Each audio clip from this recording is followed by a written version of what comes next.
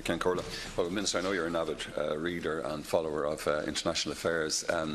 Obviously, you read President Macron's book Revolution and his Sorbonne speech, and I just wonder how does the or what preparations, if any, is the department making in relation to the common consolidated corporate tax base, in relation to the impacts that will have on corporation tax, in relation to the idea of a common finance minister for Europe and a common debt? Are we doing anything? I mean, perhaps this is the real elephant in the room. Are we doing anything to prepare for any possibility of these reforms, so-called reforms? So, Deputy, I haven't read the book, but I did see the speech. I read of the speech. I might ask you if you read either now in a moment. I'm sure you have. In relation to the different issues that you've referred to me, in President Macron's speech, he did refer to a defined corridor for corporation tax rates, increased convergence, and called for a rethink in relation to the taxation of digital companies. EU member states are currently discussing and debating various aspects of the common consolidated corporate tax base. By its nature, it is very complex and detailed. We are engaging constructively with the proposal, but at the same time very carefully and critically analysing whether any aspect of it is in line with our long-term interests. To restate, tax remains a matter of Member State competence, and unanimity is required before any proposals can be agreed. In respect of digital tax proposals, the Deputy will be aware on the 21st of March that the European Commission did publish 2 directives.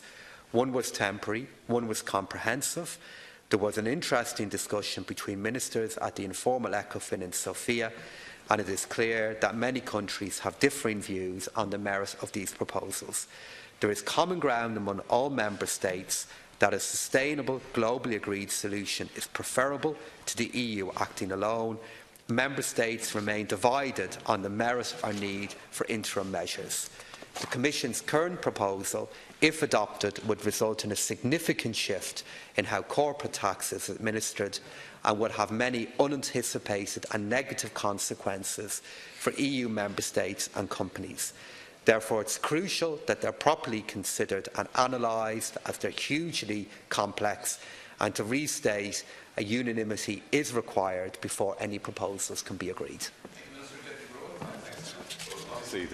There's a very serious move to bring in this equalisation levy on digital companies across the European area.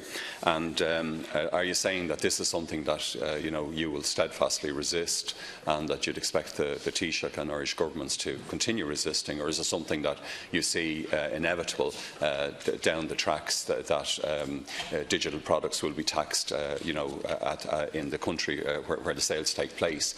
But in relation to CCCT, the common consolidated, the tax base, I mean, the European directive did seem to indicate, I think in 2016, that having common tax-based rules was a very serious objective, and obviously that would have huge implications for our corporation tax in relation to tax expenditures and in relation to the way that we would frame it. And Seamus Coffey, I think, who's appearing before the Budget Committee this afternoon, obviously said corporation tax is sustainable to 2020 or so.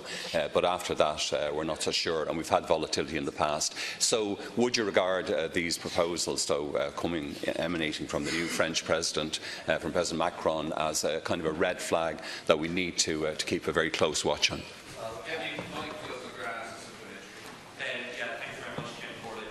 Minister, from the Fianna Fáil perspective, we view both CCCTB and the digital taxation proposals as a step towards tax harmonisation across the European Union. From our perspective, this is an encroachment into an area of national competence, an area of key national sovereignty, and you need to, if necessary, exercise the veto in respect of these proposals. You are doing what we would expect you to do, building alliances with other countries that would have a common view on this issue. But if it comes to it, and if these proposals are put, they need to be rejected and vetoed if necessary. I will not support any change that infringes the tax sovereignty of our country or poses any challenge